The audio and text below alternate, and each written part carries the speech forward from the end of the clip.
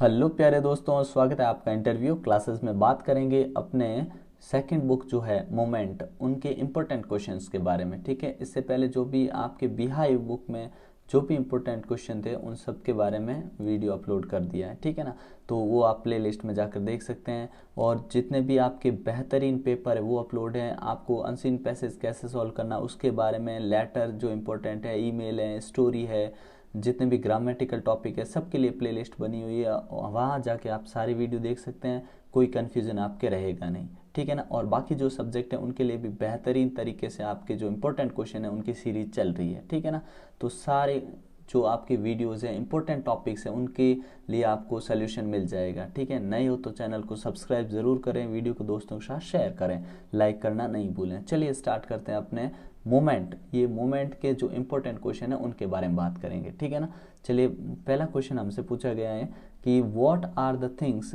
The child sees on the way to the fair and why does he lag behind.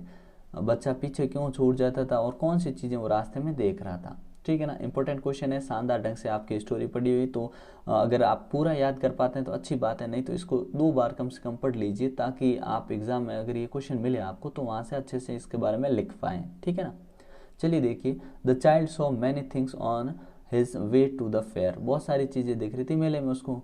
He got fascinated, ये नहीं होता है attract होना, आकर्षित होना। ठीक है, fascinated by the toys in the shop. Shop में जो टॉयज थे उनसे बच्चा आकर्षित हो रहा था। After that he saw a flowering mustard field, फिर वो सरसों के खेत की तरफ।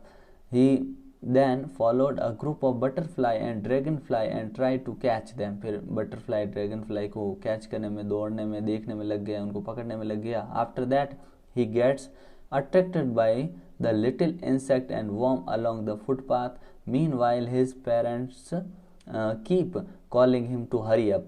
उसके मम्मी पापा उसको बुला रहे थे लेकिन फिर भी वो बिजी था इन चीज़ों को देखने में। He was also fascinated by sweet meats, flower, balloon and the tricks of the snake charmer. ठीक है, इन चीज़ों से भी काफ़ी फैसिनेटेड हुआ। As he entered the fair, जैसे मेले में एंटर हुआ, he was both fascinated and repelled by the confusion. He kept lagging behind because he was fascinated by every other thing he saw on his way to the fair. कहने का मतलब मेले में enter होते ही वो पीछे छूट जाता है क्योंकि वो चीज़ों को देखने में लग जाता और उसके माँ बाप आगे निकल जाते हैं। ठीक है ना, अगला है why does grandfather take Toto to Saharanpur and how? Why does the ticket collector insist on calling Toto a dog?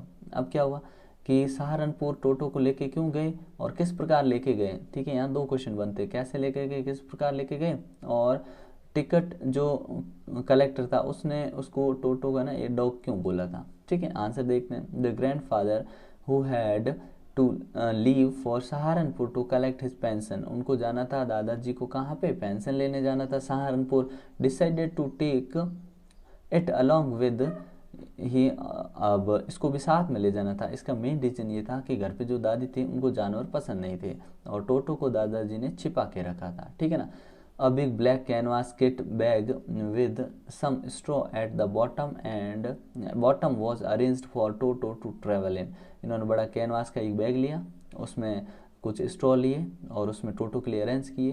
The canvas was too strong for Toto to bite, और कैनवास को जो था टोटो काट नहीं सकता दांतों से, इसलिए बहुत मजबूत लिया। He could not get his hands out through the opening of the bag when Toto poked its head out of the bag at Saharanpur station. The ticket collector was taken back. Taken back का मतलब होता है आश्चर्यचकित होना। ठीक है ना, तो टोटो को जब उन्होंने देखा तो वो आश्चर्यचकित हुए और टोटो ने अपना सिर बाहर निकाला था बैग से। ही कॉल टोटो अ डॉग, तब उन्होंने इसको डॉग बोला था, सॉरी ना, क्या बोला था, डॉग बोला था। एंड आस्क्ड ग्रैंडफादर टू पे फॉर इट्स ट्रेवल, और दादाजी को बोला था इसके लिए पे करिए। Even after repeated explanation and convincing by the grandfather, the ticket collector charged him for the monkey by calling it a dog. लेकिन उन्होंने आखिरकार कुत्ता मानते हुए ही उनके लिए क्या, टिकट के लिए वो जो चार्ज था वो ले लिया था। दादाजी ने खूब उनको कन्विंस करने की कोशिश की लेकिन वो नहीं माने। अगला है in what way is Iswaran an asset to Mahendran. Asset कहने का मतलब उनका किस प्रकार से वो काम करता था या सहायता करता था, हेल्प करता था। तो आंसर होगा ईश्वरन कुक्ड फॉर महेंद्रन। महेंद्र के लिए वो खाना बनाता था। वॉश्ड हिज क्लोथ्स, कपड़े धोता था। Chatted with him at night, और रात में बातें करते थे। He would narrative various stories on varied subjects. Varied यानी भिन्न भिन्न विषयों पर खूब सारी वेरियस बहुत सारी स्टोरी सुनाया करता था। He also had amazing ability to produce vegetables and cooking ingredients out of nowhere. और उसके पास एक अमेजिंग एबिलिटी थी, कहने का मतलब सब्जियां खाना तो शानदार बनाता ही था, लेकिन आसपास में कहीं से भी पता लगा कि वो सब्जियां ले आता था। He would miraculously cook the most delicious dishes made with fresh vegetable within an hour of arriving at the new workplace। और वो जहाँ पे भी नई जगह पे जाता within an hour, कहने का मतलब घंटे भर में वो सारी चीज़ें वहाँ पे बेहतरीन ढंग से तैयार कर लेता था। Eswaran was quite attached to Mahendra and followed him to wherever he was posted। जहाँ पे भी इनका पोस्टेड हो जाते हैं, मतलब महेंद्र का जहाँ भी पोस्ट होते ये साथ में चला जाता और साथ में जहाँ भी जाता वहाँ बेहतरीन ढंग से काम करता। Hence Iswaran was an asset to Mahendra in more ways than one, मतलब एक नहीं कई तरीकों से इनको असेट किया करता था। अगला क्वेश्चन है जो अपने लिए इंपॉर्टेंट है, इस क्वेश्चन को अच्छे से याद करिएगा, ठीक है ना। क्या बोला गया, what are the two strange things the guru and disciple find in the kingdom of फूल्स।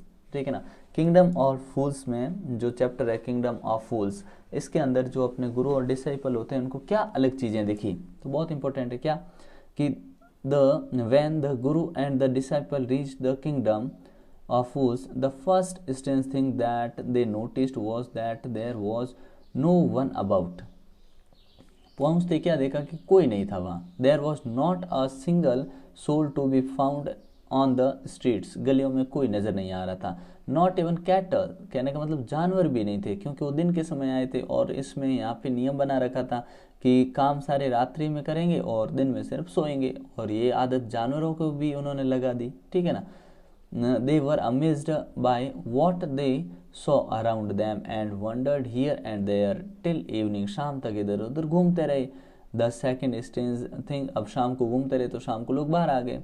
और सेकंड थी कि that everything cost the same in the kingdom of fools, single डुडू, कहने का मतलब सभी चीज़ें एक सिंगल डुडू में मिल रही थी। मान लीजिए हर चीज़ मान लीजिए अपने आप भी रुपीज चलता है तो हर चीज़ मान लीजिए 10 रुपये में मिल रही है, तो आप कार खरीदो तो भी 10 रुपये की, बाइक खरीदो तो भी 10 रुपये की, पानी की बोतल खरीदो तो भी 10 रुपये की। इस प्रकार से वहाँ ये चल रहा था। ठीक है, अगला क्वेश्चन देखते हैं।